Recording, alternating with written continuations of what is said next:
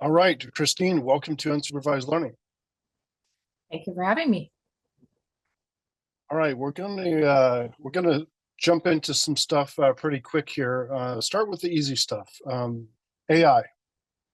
So the cybersecurity industry has made a lot of, I guess, hubbub about AI and basically how big it's getting. And I'm wondering, just what are you hearing about, like, the contrast between is it hype? Is it really happening? Is it really happening? Like, how much of it is like potential energy versus kinetic energy? Like, what are you seeing and hearing? So that's a great question to start. I guess I'll start with your first ask, which is it real? Absolutely, it's real. I think that when you look at the security industry as a whole, when you look at the places that we have to focus most of our time and energy as leaders, or budget, or actually just doing pure security work, you can't help but miss things like incident response, threat hunting, looking at indications of compromise, because that's kind of where it all starts. And AI has a beautiful ability, in my opinion, to empower smarter decisions, quicker, more accurate assessments, especially when looking at indicators of compromise within your incident response team, which again tends to be one of the most critical functions in any security team, and also one of the hardest to staff and most costly. So I think that it's definitely real, and there's a lot of opportunity to take that and make it much more intelligent. It's a battlefield. So as we get smarter, our adversaries get smarter. So I think there's also a kind of a give and take of almost that you have to pay attention, because if you're not paying attention, obviously your enemies are. Yeah, yeah, that makes sense. So you mentioned incident response. So what are some other areas that seem pretty ripe for you? Yeah, well, I mean, the entire security program and its functions and roles are all right for automation. And I think that companies that are really on the forefront of this technology are doing things like, sandboxing their own data lakes and then using AI to really plug into that to make really great automated decisions. I mean, there's definitely a ton of power in that. If you're a bigger company and have a lot of data, that's kind of the way to go. But I think it's really important too to look at the types of industries and companies that really need to be focusing on AI. And I think there's a difference between, I use this example when I'm speaking to others in the industry. If you're a company that is I don't know, a lumber distributor, you're building boards that are going to go build somebody's houses. Your attack surface is absolutely not the same as a company developing security software, right? The company that is maybe not publicly traded also and doesn't really have that risk from customer information might be worried about protecting maybe their financial data, or maybe their company trade secrets. But a secure software developer who has a product they're actually selling into the highly regulated environment, who inherits their attack surface and becomes part of their supply chain, that's a different role for AI. Right. So I think it's also imperative that we balance kind of the need for that and where you're going to invest, so to speak. For that, that latter example of companies like ours that are selling security software into highly regulated environments, it's table stakes. We have to understand that landscape. And automation and AI driven, response really is the value. I mean, there's lots of value in AI, but that's definitely where I see the most value, because you're hitting in so many areas. Not only are you able to look at indicators of compromise and make quicker, faster decisions, but you can look at hypothesis driven decisions that have already been proven, which is, really brings onto the intelligence. So it's kind of like driving a car from 1986 and driving the space shuttle. There's just so much more overwhelming capability. But, of course, that also comes with responsibility. But that's, definitely an area I see disrupting the industry for sure. Yeah. And you're the VP of Product Security over there at BlackBerry. So how are you seeing it in your products? Well, I think probably the biggest impact we're seeing in our products is actually the services we're offering with the AI, included in it. So, our Guard team has, which is professional services that does, incident response for these mid to smaller enterprise companies, or any company for that matter. But where I really see the pain from this is coming from these, many companies that just don't have the ability to scale this fast enough. Attackers are getting smarter, and it takes time, staffing challenges, all of that great stuff to really scale to that. And where we're really seeing, I think, the most impact there is, our services team, who has the ability to scale for the company that might not be able to. They have a dashboard and they can literally hit, a help me button, so to speak. And then we have a team of people that can run these AI and automation driven decisions for them. So I think that that's really been one of the bigger things that we've seen. We as a company historically, when we purchased Cylance as a company, brought AI into our company long before AI was really even talked about. So we've definitely got the historical expertise built into to some of that decision making with AI. Yeah, that makes sense. I mean, I guess, can I step back?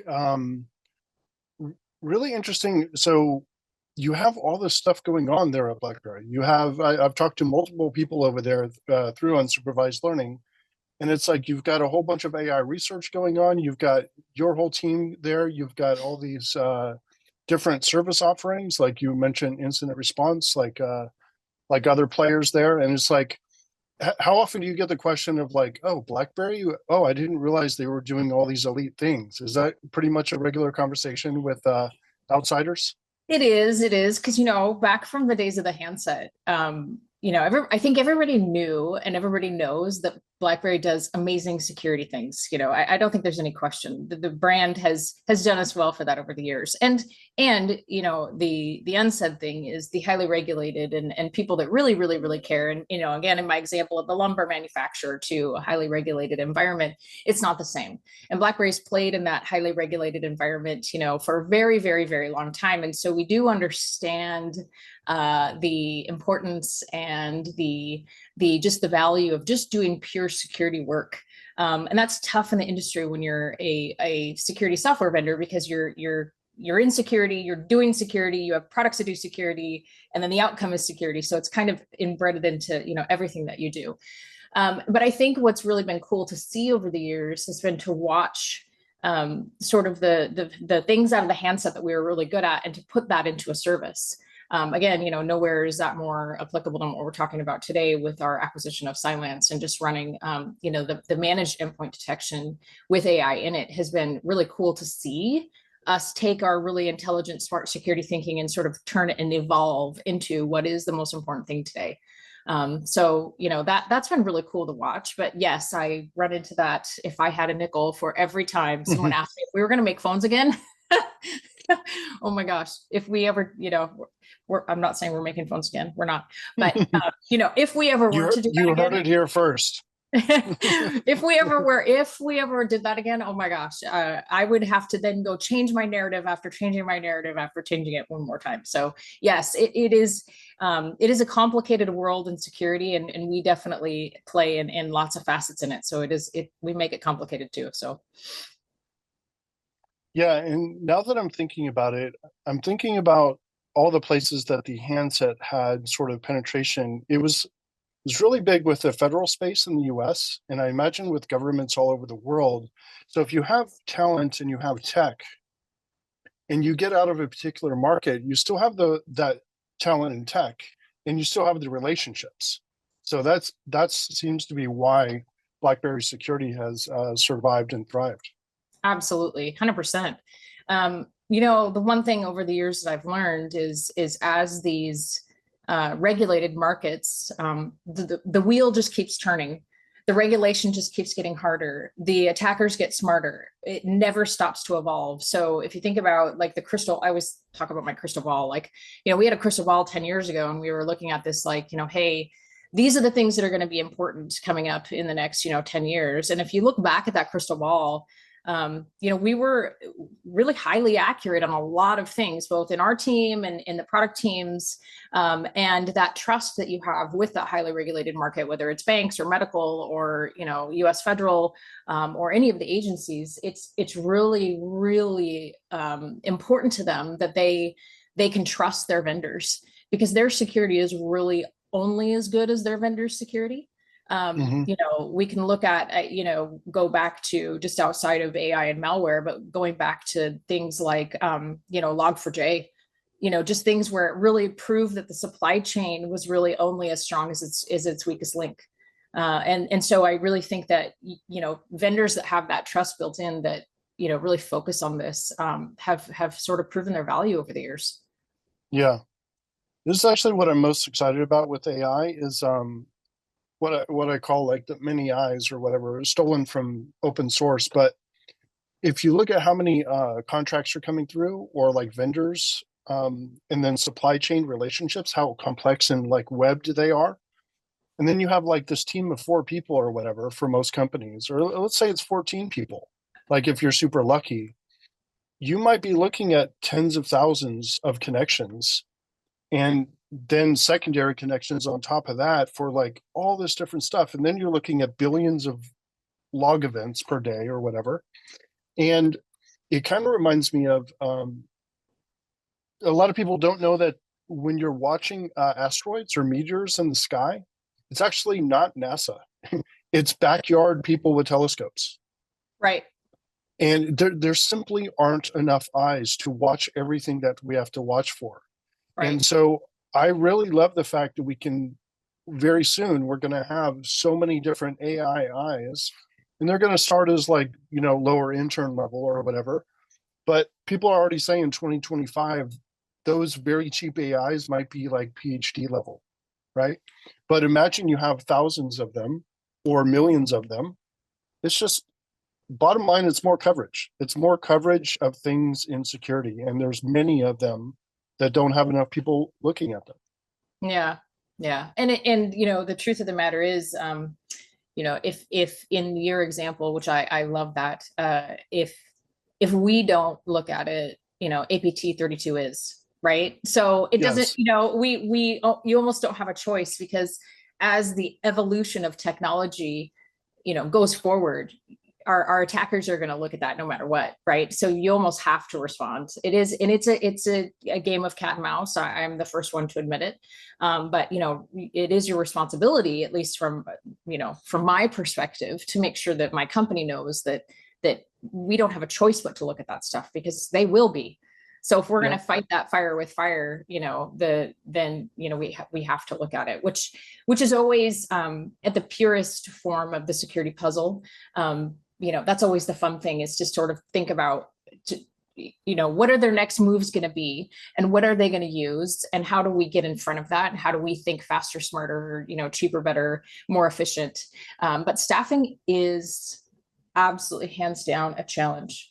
And again, what I see in the staffing challenge of this is, as companies evolve technically, it gets harder and harder to understand the technical landscape, let alone know who to hire to look at the technical landscape. So I think you have a few challenges in that area that are making it tough for companies to scale 100%.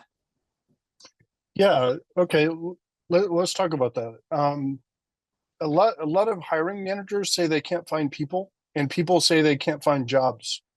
So what do you think the disconnect is? Well, I just read something somewhere. I believe it was maybe it was a Gartner report that said something like, and I might butcher this, and I apologize if I do, but it was something like, in the next year, 25% will change jobs. 25% of security staff will change jobs. That's crazy to me. Like, just start with that data point. That's insane. That's a quarter of the workforce. I haven't dug into that enough to know where the data came from, but if that's really true, that means a lot of things. Yeah. So number one, as a leader that hires and runs a team, I think, are my people, I hear about the burnout. I get it. You know what? We're fighting a war. A virtual war is being fought every day with these teams. We all know that, right? But, the burnout factor is real. And I see that, but also I think about things like, do we understand that technical landscape enough to be hiring people for the right roles? Why are people burning out? Is it this tug of war of people aren't happy because the jobs are so hard and because they're evolving so fast that we aren't keeping up? Or is it the tug of war of there's a greener pasture somewhere else, and then people are finding out that it's really not? I'm not really sure where the balance of why those numbers are the way they are, but that was really overwhelming to me. Yeah. And there is some interesting research coming out that I just got a preview of that kind of blew me away too. And it was the question was, where do you see your hiring challenges in security? And it wasn't necessarily the staff as it was the technical complication. Like it was almost like how the question was put out there was, we don't understand we're having problems scaling our environments technically, let alone hiring staff to run that. So it was almost like an after effect of, we don't know what tools to use. We aren't really sure how to plug in the right efficiency models. And so because we can't grasp our technical environment, we're really struggling to hire people because we don't even know what to ask for. It was kind of that string of things. And so I wonder how much that weighs into that as well. Yeah, I've been pretty skeptical of these things because, like you, I've been watching these things for years. And so one report comes out, it's like, we're going to need 70 million new cyber jobs within the next few years. And I'm like, so whatever the number is, 2 million, 70 million, I'm like, first of all, every report comes out, the number is wildly different. Second of all, the numbers just seem crazy. And then third, if you look on Hacker News, it's like, oh, here's all the cybersecurity people who just got laid off. And then you go on the Reddit boards and you see a bunch of hiring boards. So these are all the people trying to hire. I'm like, okay, which one is it? Do we need millions or more people, or are we actually having all these layoffs in cyber? And like you said, let's say we trust that number of 25%.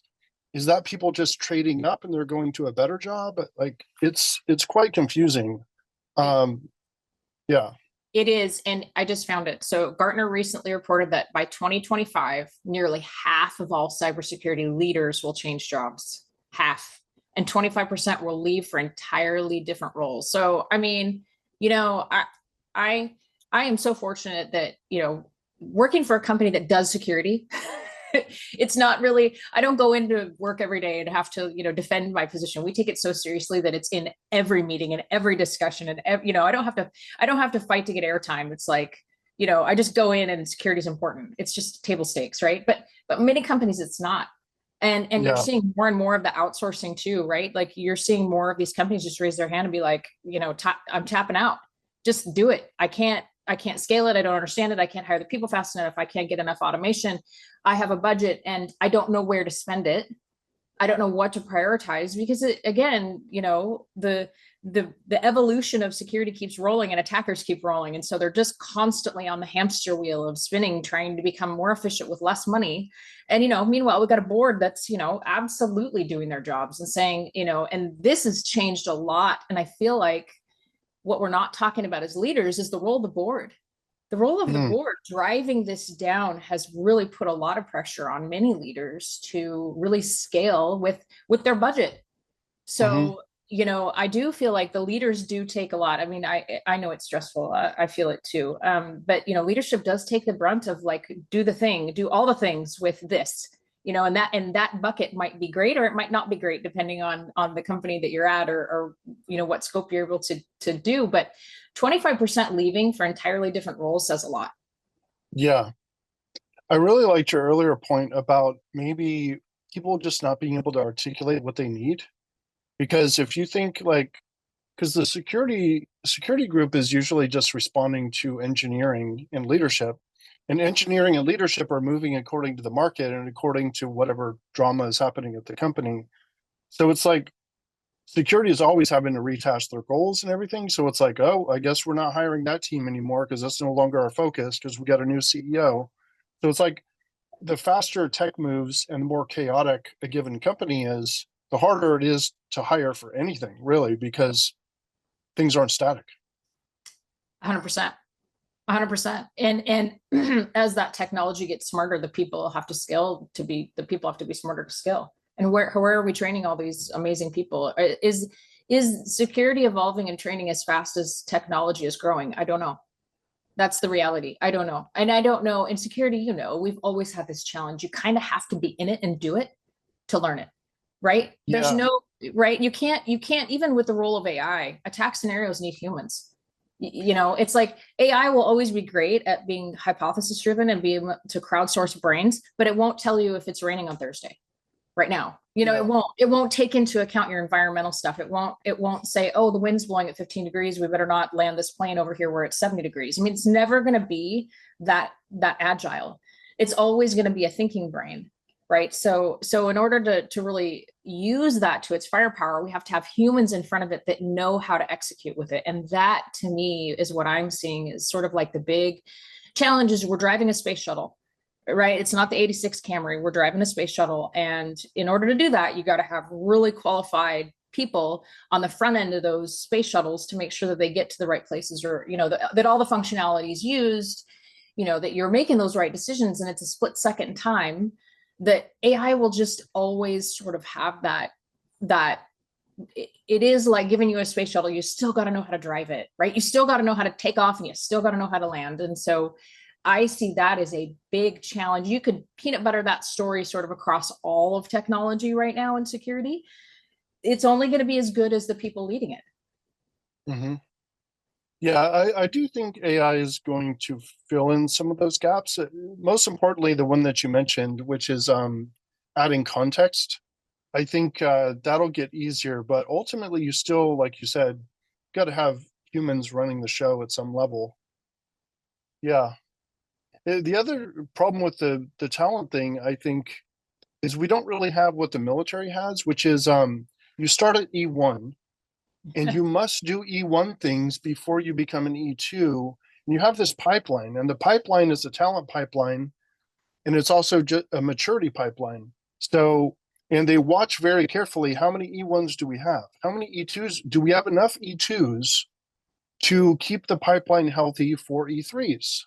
And same for officers and whatever. So the thing that we don't have here, and actually gets worse with AI, if you start automating away tier 1 SOC analysts, okay, so the tier 1 goes away. How you going to go from 0 to 2 or 0 to 3? That's going to be messed up. 100% agree with you. And this is again where Silence Guard, you know, our service that really is SOC as a service. This is absolutely why the people that I talk to, and you know, I talk to our customers and I ask them questions, and I want to learn more about why they came to us for help. This is their reason. They can't. So you look at the big 70,000 person company, they've got that pipeline, they've got the E1 sitting there getting trained, right? And they know their progression through the system.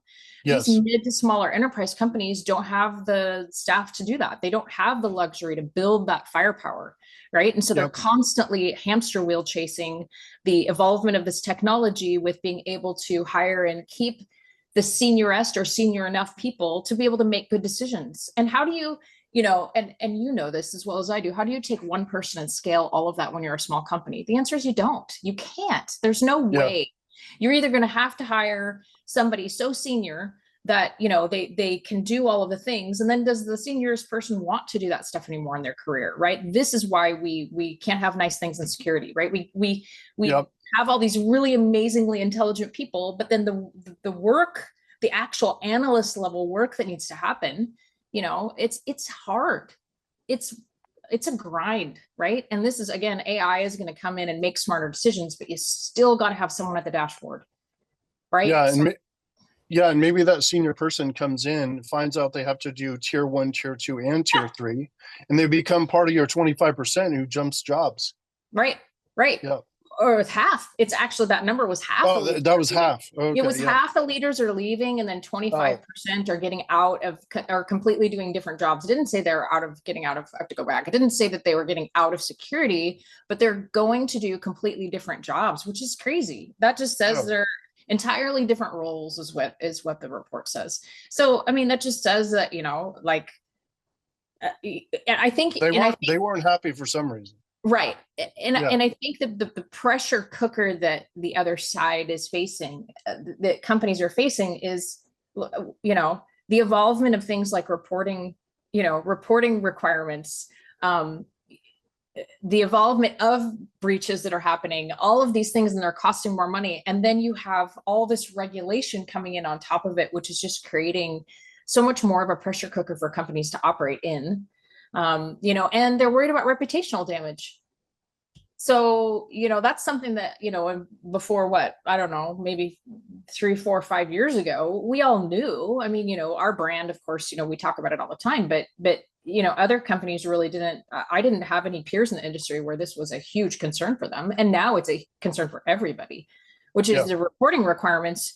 You're airing your dirty laundry no matter what, right? So you're going to have to take into account with the board, you know, the damage that it could happen to your brand. So I think there is so much more of a willingness for so many more CISOs to sort of raise their hand and be like, you know, hey, I'm tapping out.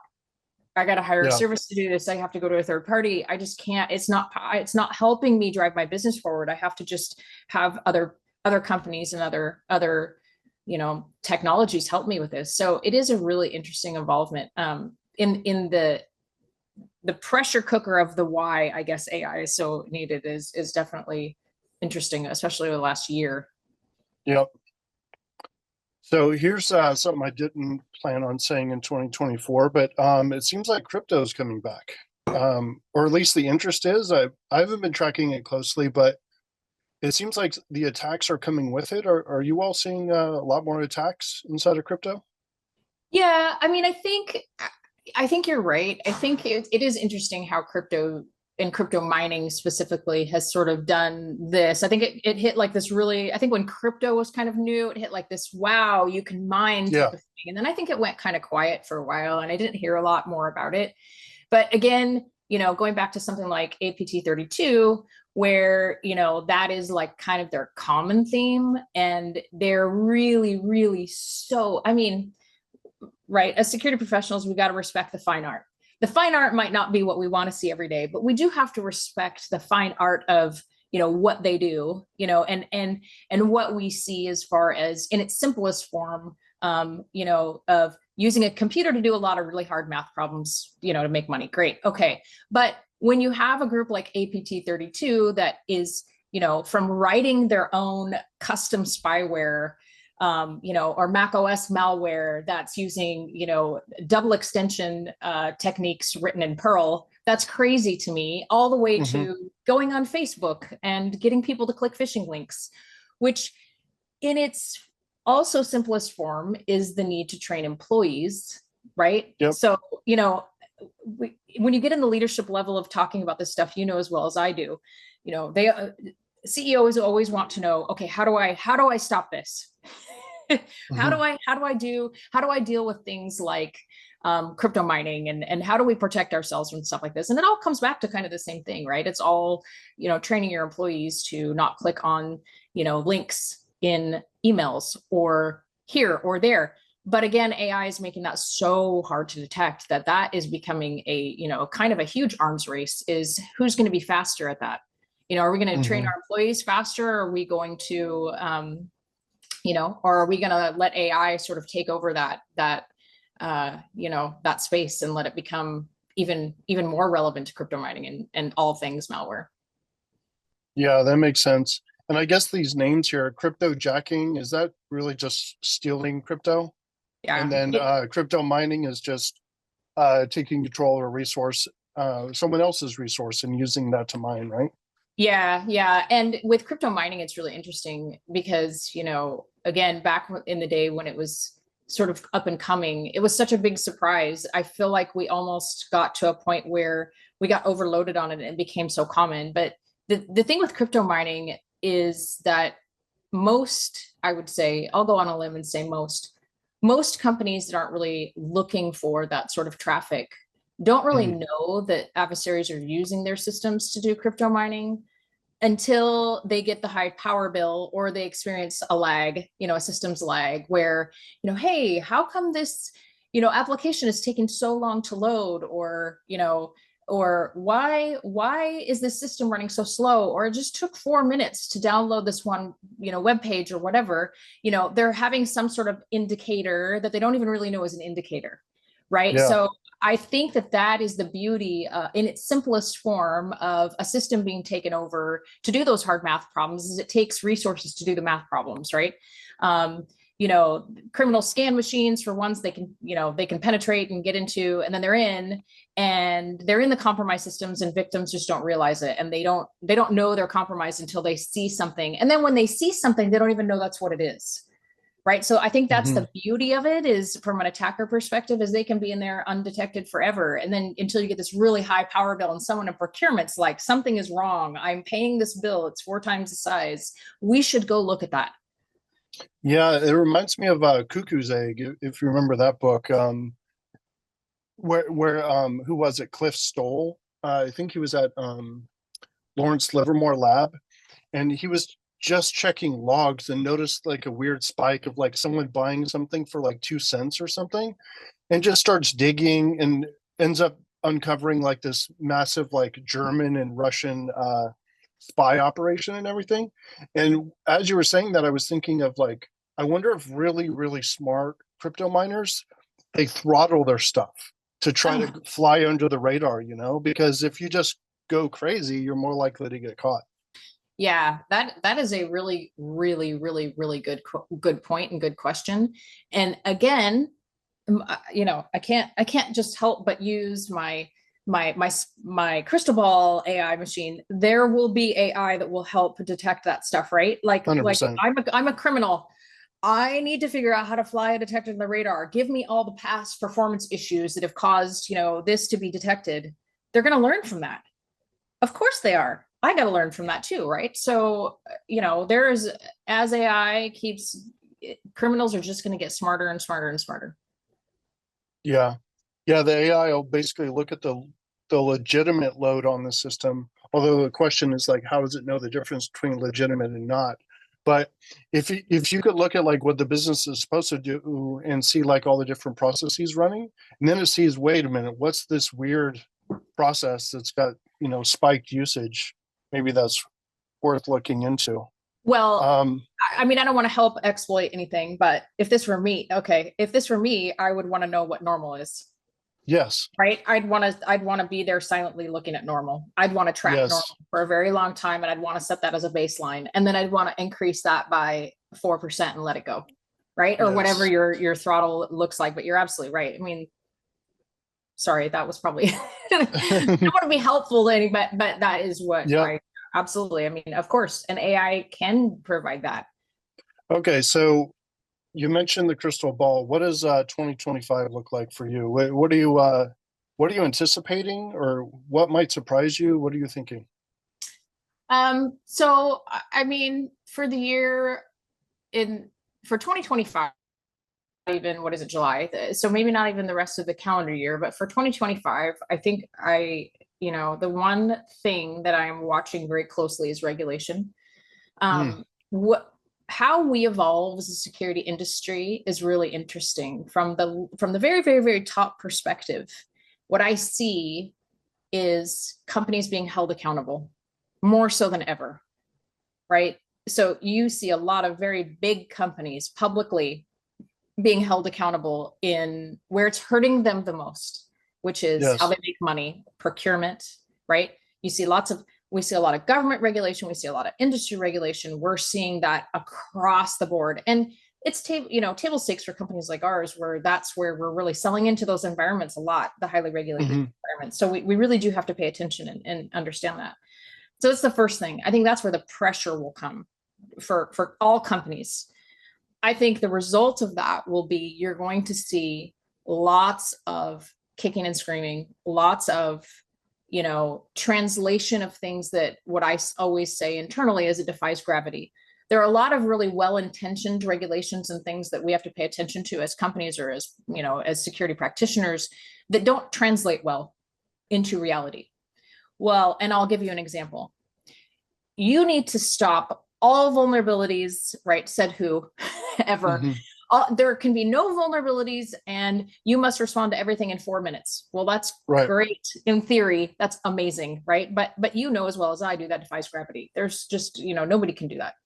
So no company, it doesn't matter how big you are. As a matter of fact, it almost becomes more difficult for the bigger companies because their surface tends to be so much bigger, right? They have so much more to watch than maybe the lumber manufacturer has, this much, and the huge software producer has a supply chain in it. So I think that in 2025, we're really going to see a lot of pressure on supply chains.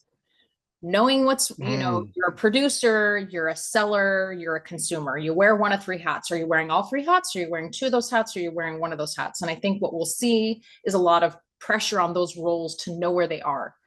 We're going to see a lot more arms races in security. And what I mean by arms races is how fast can you scale the technology evolvement and the AI machine.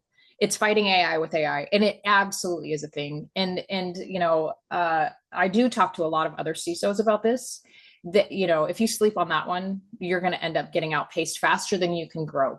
So don't think for a second that you don't have to worry about it, because you do. That's, I rinse and repeat that all the time.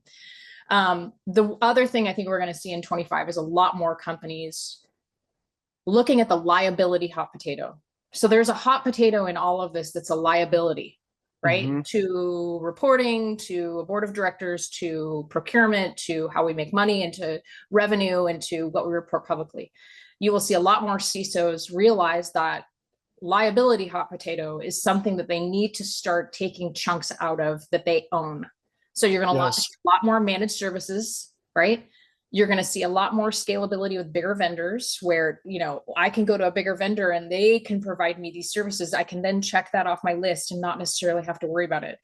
And guarantees. The bigger ones can provide guarantees. Absolutely. Yeah. Absolutely. We just did our own, right? We just did $1 million guarantee. And so you're going to see a lot more CISOs raise their hand and be like, are you going to reduce my liability? Not even just security, but how are you going to take the pressure off my shoulders so that I can go worry about doing other stuff so my company can make money? You're going to see that in 2025 really take a much more of a balancing act. So I do suspect that companies that offer managed services or that can scale offering more sort of chunks of availability for their customers are really going to start to see, as companies wake up and sort of be like, oh, I don't have to do that. I can hire someone else to do it. And honestly, in my bottom line, that saves me 10% because of the staffing issue or the technology scalability issue. I think we're going to see a lot of that. And that will be a combination of regulation, putting pressure on companies to pay attention, causing liability. I mean, look at Executive Order 14028. CEOs are signing personal attestment. When has that ever happened in history? Yeah. Yeah. Right? And what about insurance? Insurance probably be more popular because of that. Well, and cyber insurance rates, right? They're going through the roof because there's so, if their rates go down by 10% and they're saving, maybe the managed service that they have costs, 5% more, but in reality, it would cost them 20% more than that to hire the people. And then their cyber insurance rates drop by 10%. You're going to see a lot more evening of the scale of how companies look at how to manage their incident detection response, especially. I think that's just one area that's ripe for disruption. So. Yeah, I love these 3 that you mentioned. I think you're spot on. I've got a friend named Sasha Zgielar who is talking about basically this big evolution. Basically, Enron, you had CFOs got woken up, Yes. right? And now this year and last year, basically the SEC is causing CISOs to wake up. So he's talking about cyber CFO. So it's basically this bifurcation where you have technical CISOs potentially dropping down to like VP of security. Yep. And like the more business oriented move up into like head of risk. Absolutely. 100%. It's a business. Yeah. It's a business, and it's a costly business to maintain this company, right? I mean, the budgets are huge, or it's a forcing function of, I absolutely think you're right. And that person in that role has to balance out the ability to generate revenue of a company to the liability that is on that curve of security. Because you can't, the awakening of the CISO has been, oh gosh, security is not only really important to my company, but if I don't do it, if we don't do it, now with the evolution of regulation that's happening, the brand's going to be toast. So we won't have anything to sell in the first place, right? So no one will trust us. So especially if you're in the supply chain, I think that role will be very popular if you're in the supply chain somewhere. And you actually are selling a widget or a part of a widget to another company that has to sell a widget, right? And so you're buried in there as a liability factor where, the company maybe selling the end widget is going to hold, because of regulation, are going to turn around and hold you accountable. So that is going to be the really, and I mean, as far as our IoT brand with QNX in vehicles, things like that, or satellites or anything where they're going to turn around and start pointing fingers, that's where that role, I think, is really going to be critical, is to understand the entire liability to a revenue chain and not just a CISO looking at risk. Two different, it's a different skill. Yeah, absolutely. Well, I love these predictions. I think you're absolutely right, and perhaps we can revisit here shortly. But thank you so much for your time. Yeah, absolutely. Would love to. All right, where can we follow your work, your team's work, BlackBerry's work? Yeah, absolutely. Well, BlackBerry.com for our external website. You follow me on LinkedIn. I'm Christine Gadsby on LinkedIn, and I'll connect. Just send me an invite. I'll connect, and happy to chat. I have lots of amazing conversations with other CISOs and other VPs of product security, or even on the network side, just chatting with other people around these future predictions. And I wrote down the name that you just gave me. I'm gonna reach out to Sasha too. That's a fun conversation. I love having it. Awesome. All right. Well, I enjoyed it.